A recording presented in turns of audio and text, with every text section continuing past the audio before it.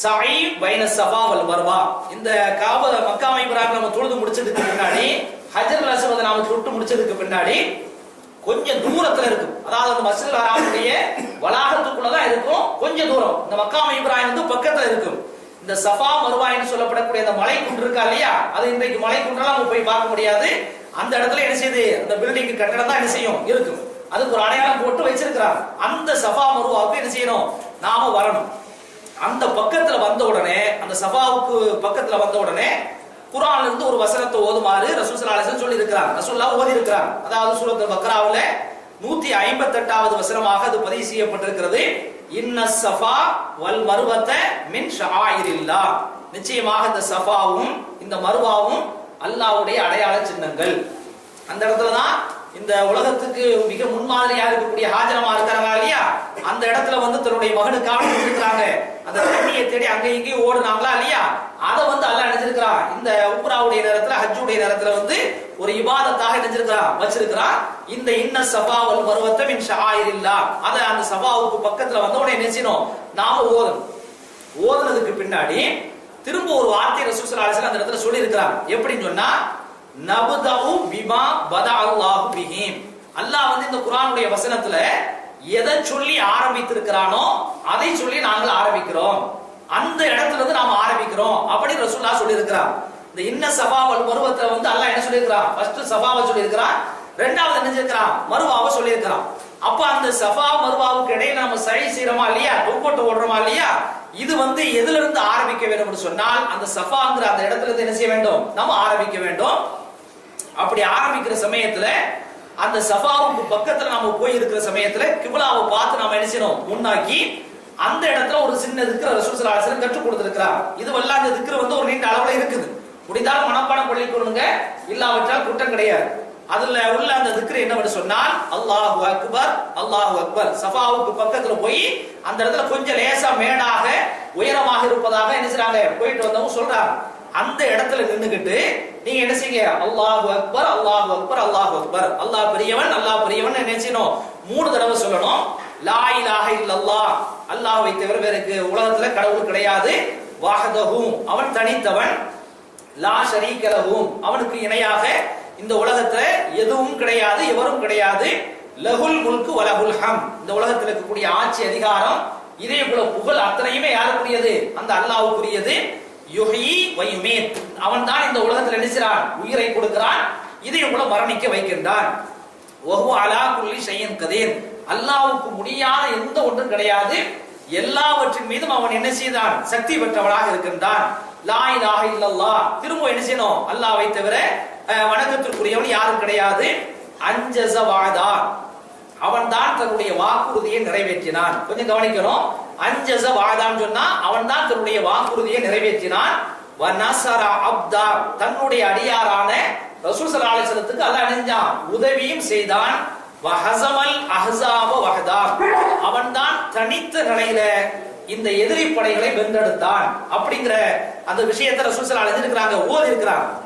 அதாவது ஆரம்பத்துல மக்காவுல இருக்க சமயத்துல ரொம்ப கஷ்டப்பட்டாங்க, சிரமப்பட்டாங்க, சித்திரவதை எல்லாம் பட்டாங்க. அப்புறம் மதீனாவுக்கு ரசூல் ஸல்லல்லாஹு அலைஹி வஸல்லம் செஞ்சாங்க, ஹிஜ்ரத் பண்ணி போனாங்க. அங்க என்ன செஞ்சு இஸ்லாமிய மாஹவுல் நினைச்சு உருவாச்சு.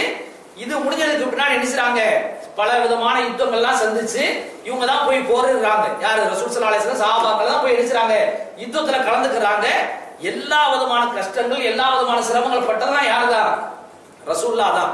ஆனா அந்த மக்கா வெற்றி ஏற்பட்டுச்சா இல்லையா, ஃபத்து மக்கா ஏற்பட்ட நேரத்துல தான் இந்த திக்ர ரசூல் ஸல்லல்லாஹு அலைஹி வஸல்லம் இருக்கிறாங்க, சொல்லி இருக்கிறாங்க. இந்த திக்ர்ல என்ன சொல்றாங்கன்னு சொன்னா, தன்னை வந்து அவங்க முன்னிலைப்படுத்தவே கிடையாது. என்ன சொல்றாங்கன்னா, லா இலாஹ இல்லல்லாஹ், வணக்கத்துக்குரியவன் அல்லாஹ்வை தவிர வேற யாரும் கிடையாது. அன்ஜஸ வாதா, அவன் வந்து இந்த மக்கா வெற்றி அடையும் அப்படிங்கிற வகையில எனக்கு வாக்கு கொடுத்தான். அந்த வாக்கை அல்லாஹ் அடைஞ்சிருக்கிறான், இப்ப நிறைவேற்றி இருக்கிறான். வ நஸர அப்தா, அவருடைய அடியாரான தன்னை கூட என்ன செய்யல, ரசூல் கூட என்ன செய்யல, ரசூலுல்லாஹ் சொல்லல. அதாவது ஒரு இபாதத்துல நம்ம ஈடுபடுகிற சமயத்துல வந்து ஒரு சடங்காக நம்ம என்ன செய்யக்கூடாது, ஈடுபடக்கூடாது.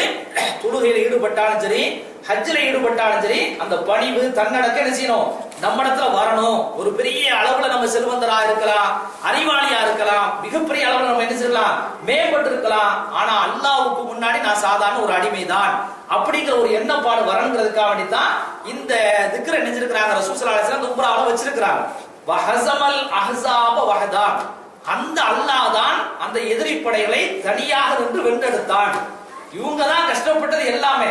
ஆனா ரசூல் ஸல்லல்லாஹு அலைஹி வஸல்லம் நினைச்சாங்க அல்லாஹ்வை நினைச்சாங்க, முன்னிலைப்படுத்துறாங்க. அப்ப இந்த திக்ர என்ன செய்யணும், நாம அந்த சஃபாங்கிற அந்த இடத்துல வந்து கிப்லா திசையை முன்னோக்கி இருக்கிற சமயத்துல நாம என்ன செய்ய வேண்டும், ஓதிக்கொள்ள வேண்டும். இது மாத்திரம் கிடையாது, உங்களால் முடிந்த எந்த அளவுக்கு துஆ செய்ய முடியுமோ, திக்ர் செய்ய முடியுமோ, குர்ஆனுடைய வசனங்களை ஓத முடியுமோ அந்த அளவுக்கு என்ன செய்யலாம், ஓதிக்கலாம். அதுக்கு அடுத்தபடியாக நாம என்ன செய்ய வேண்டும் சொன்னா, இந்த திக்ர ஓதுனதுக்கு பின்னாடி சஃபாவுல இருந்து என்ன செய்யணும், மர்வா அப்படிங்கிற வகையில வந்து நாம என்ன செய்ய வேண்டும், அந்த சாய் என்று சொல்லப்படக்கூடிய அந்த தொங்கோட்டத்தை என்ன செய்யணும், ஓடணும். அது நாம எப்படி புரிஞ்சுக்கிறோம்னு சொன்னா, அதாவது சஃபாவுல இருந்து போய் மர்வாவுக்கு வந்தா தான் ஒரு சுற்று அப்படிங்கிற மாதிரி நம்ம என்ன செய்யக்கூடாது, நினைக்க கூடாது. சஃபாவுல இருந்து ஆரம்பிச்சு மர்வாவுக்கு போறோம்னு சொன்னா இது ஒரு தொங்கோட்டம், இது ஒரு சாய். அங்க இருந்து திரும்ப இங்க வரோம்னு சொன்னா அது ஒரு சாய். இப்படியாக நாம் என்ன செய்ய வேண்டும், 7 தடவை நாம என்ன செய்ய வேண்டும், எப்படி காபத்துல்லாவை 7 தடவை நம்ம வந்து தவாப் செய்கிறோமோ அதே போல சஃபாவும் மர்வாவுக்கும் இடையில என்ன செய்யணும், நாம இந்த மாதிரி 7 தடவை நம்ம போக வேண்டும். அந்த போகிற சமயத்துல தக்ஸுரு மின துஆஇ வ திக்ரி ஹால சாயி, அந்த தொங்கோட்ட ஒரு சமயத்துல மௌன சாமியார் மாதிரி நம்ம என்ன செய்ய கூடாது, போகாம நம்மளால முடிஞ்ச அளவுக்கு என்ன செய்யறது, திக்ர ஓதுறது, துஆ ஓதுறது, குர்ஆனுடைய வசனங்களை என்ன செய்யணும், நாம ஓதிக்கிட்டே போக வேண்டும். இதுல நாம கவனிக்க வேண்டிய விஷயம் என்னன்னு சொன்னால், அந்த 2க்கும் இடைப்பட்ட நேரத்துல நம்ம ஓடுற சமயத்துல ஃபர்ஸ்ட் நம்ம போய்கிட்டே இருப்போம். அப்புறம் வந்து என்ன செஞ்சோம்னா ஒரு பச்சை விளக்கு என்ன செய்யும், அங்க போடப்பட்டிருக்கும். இடையில நடு சென்டர்ல ஒரு பச்சை விளக்கு போடப்பட்டிருக்கும். அதுக்கு பின்னாடி பச்சை விளக்கு தானதுக்கு முன்னாடி சாதாரணமான முறையில இருக்கும். இப்ப இந்த சஃபாவுல இருந்து ஆரம்பிச்சு இந்த பச்சை விளக்கு வரைக்கும் நம்ம போறோமா இல்லையா, அது வரைக்கும் சாதாரணமாக நம்ம என்ன செய்யணும், நடந்துதான் போகணும். அந்த பச்சை விளக்கு வரக்கூடிய அந்த இடத்துல வந்து கொஞ்சம் ஓட்டமும் நடையுமாக என்ன செய்ய வேண்டும், நாம போக வேண்டும். பச்சை விளக்கு நாம தாண்டி விட்டோம்னு சொன்னால் சாதாரண நடையில என்ன செய்யணும், நாம போக வேண்டும். இது வந்து ஆண்களுக்கு மாத்திரம்தான். பெண்கள் என்ன செய்யணும், எல்லா நேரத்திலும் சாதாரணமாக நடந்து போகக்கூடிய வகையில் என்ன செய்யணும், அமைத்துக் கொள்ள வேண்டும். இப்படியாக அந்த சஃபா மர்வாவுக்கு இடையில என்ன செய்ய வேண்டும், நாம சை செய்ய வேண்டும். கடைசியில வந்து எதுல நாம் போய் முடிவோம், சஃபாவுல ஆரம்பிச்சு மர்வான்னு சொன்னா இப்படி போற சமயத்துல நம்ம கடைசியா எங்க போய் முடிவோம், மர்வாவுல தான் போய் என்ன செய்வோம், நாம நிற்போம். அந்த மர்வாவுல நாம நிக்கிற சமயத்துல அந்த இடத்துல கொஞ்சம் உயரமான இடம் இருக்குமா இல்லையா, அந்த இடத்துல நின்று இந்த கிப்லா திசையை பார்த்து நாம என்ன செய்யணும், முன்னோக்கணும். முன்னோக்கிட்டு சஃபாவை ஆரம்பிக்கிற சமயத்துல நாம ஒரு திக்ர் சொன்னோமா இல்லையா, அல்லாஹு அக்பர் அல்லாஹு அக்பர் லா இலாஹ இல்லல்லாஹு வஹ்தஹு லா ஷரீக லஹு லஹுல் முல்கு வ லஹுல் ஹம்து யுஹ்யி வ யுமீத் வ ஹுவ அலா குல்லி ஷைஇன் கதீர் லா இலாஹ இல்லல்லாஹ் அன்ஜஸ வஅதா வ நஸர அப்தா வ ஹஸமல் அஹ்ஸாப வஹதான் சொல்லி ஒரு திக்ர் சொன்னோமா இல்லையா, அந்த திக்ர் என்ன செய்யணும், அந்த மர்வாவுல நின்று நாம் என்ன செய்ய வேண்டும், சொல்ல வேண்டும். கிப்லா திசையை முன்னோக்கி அந்த இடத்துல நின்னும் நாம என்ன செய்யலாம், துஆ செய்யலாம், திக்ர் செய்யலாம், தஸ்பீஹாத்துல என்ன செய்யலாம், நாம ஈடுபடலாம்.